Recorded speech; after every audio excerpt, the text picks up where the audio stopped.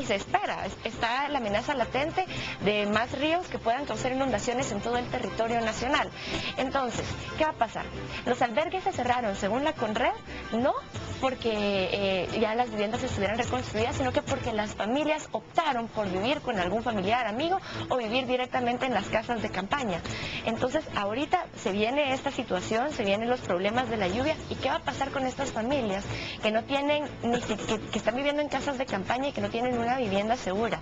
¿Será que tendrán que regresar a los albergues, nuevamente seguir esperando que se les construya una vivienda? A esto se le sumarán las personas que son víctimas de los caudales de ríos cuando se salen de su cauce, etcétera.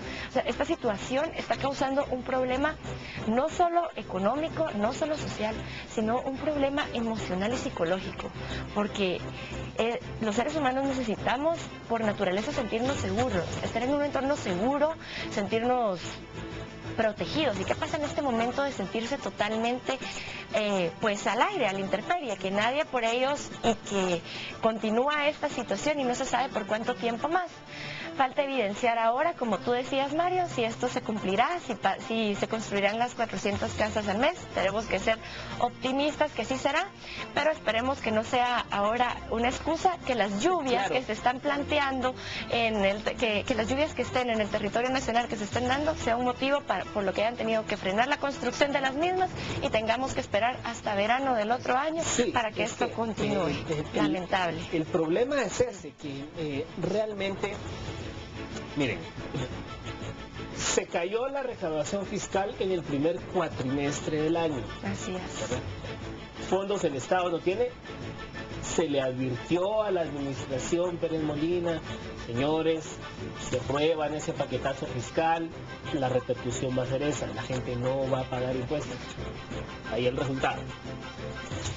¿Tendrá realmente, va a tener el Estado guatemalteco el dinero? Porque aquí lo está diciendo la vicepresidenta, que hacen falta 300 millones de quetzales para construir 7.155 casas.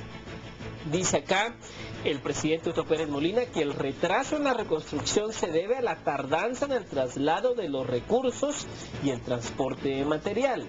Bueno, yo espero que, tal y como han dicho, que a finales de año van a entregar estas 7.000 casas, que no tengamos el pretexto después de que como se cayó la carga tributaria, no hay cómo, porque el presupuesto del Estado, de ingresos y egresos del Estado, se proyecta en un monto y se financia en base a los préstamos que se plantea el Estado guatemalteco y en base a la recaudación fiscal que se traza el Estado guatemalteco. Pero si en los primeros 4 meses ya la recaudación se cayó, ¿será que van a estar los fondos necesarios de aquí a noviembre, diciembre, para construir esas 7.000 casas? Es que son las dudas, las grandes dudas que quedan en el aire. Y sobre todo, miren ustedes, paralelo al tema de las casas, aquí hay un dato que presenta Prensa Libre que nos debería de poner los pelos de punta a todos. Hay 325 escuelas que su reparación es incierta. Bueno, ¿a qué le damos prioridad? ¿Le damos prioridad al tema de la reforma del pensum magisterial o reparamos 325 escuelas? Sí.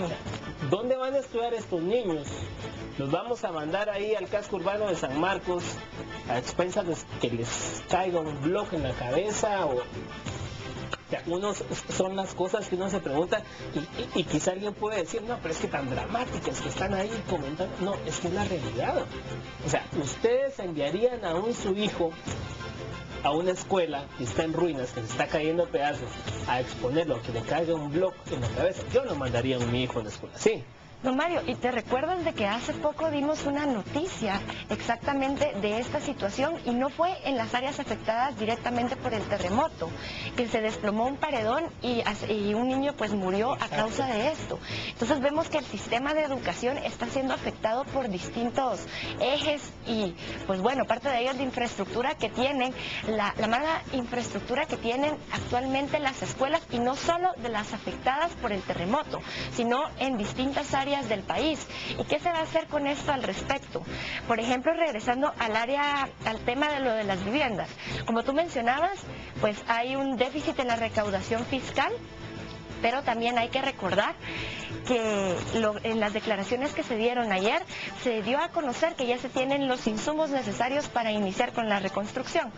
Hay que verlo, hay que analizarlo más adelante. Nosotros nos daremos cuenta, obviamente, si sí los tienen o no los tienen, o simplemente fue una declaración por el momento de emoción que se estaba viviendo en la entrega de estas viviendas, porque pues será evidente, como anteriormente se dijo que ya se iban a construir rápidamente, pues no se hizo, ahorita se dice que ya se tiene todo lo necesario para construirlas, luego vemos a la vicepresidenta que dice que hace falta hacer un traslado de fondos, entonces todas estas situaciones se las dejamos sobre la mesa para que sea usted incluso, Carol, quien las lea. fíjate que aquí en la nota que presenta Prensa Libre se hace mención que también una de las excusas que da el gobierno por esos retrasos es porque se cerró Fonapaz. De verdad que son cosas que no hacen sentido, porque en primer lugar también se habla de que se está viendo cómo se trasladan los fondos a las casas que le corresponde hacer al Ministerio de Desarrollo Social, pero uno se pregunta, ¿es competencia del Ministerio de Desarrollo Social estar haciendo casas? Es por ejemplo cuando se criticaba la funcionalidad de Fonapaz.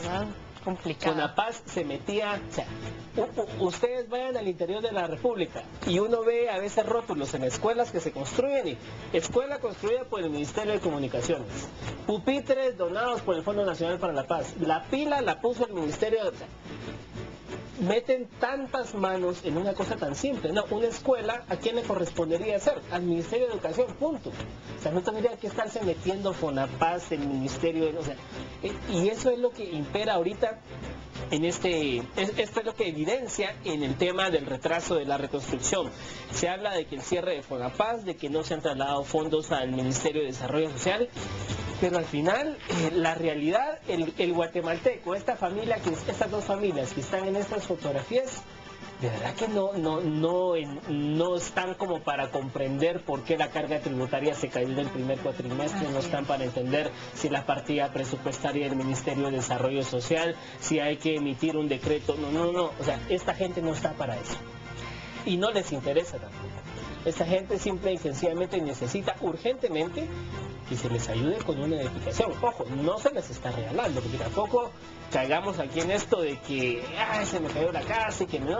La gente lo que está pidiendo es, muchas de estas familias tienen terrenos ya de su propiedad, y lo único que están pidiendo es asistencia a través de crear un fondo donde puedan ellos pagar alguna forma de crédito, pero necesitan una vivienda digna y segura.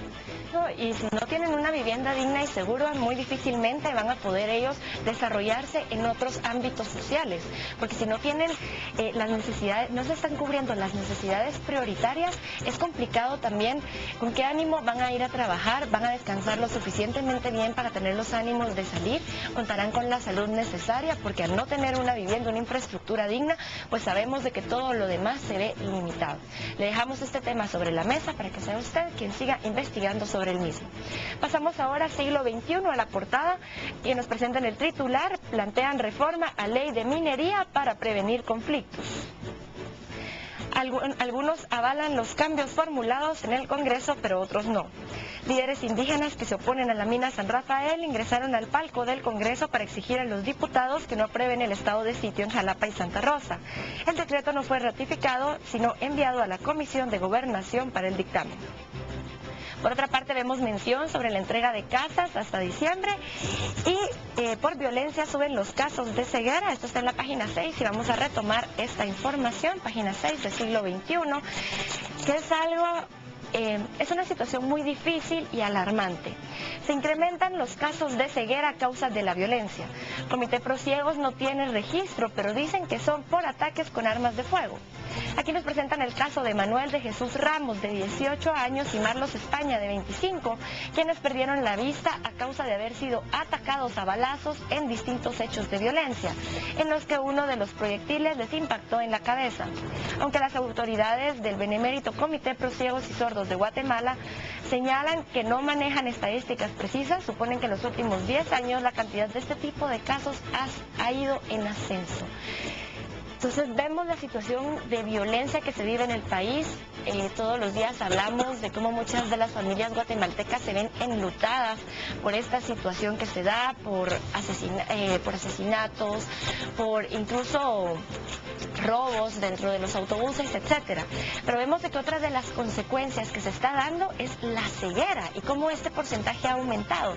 Muchas veces no reparamos de que cuando se dan hechos violentos con arma de fuego, si las personas no mueren, no necesariamente tienen que morir.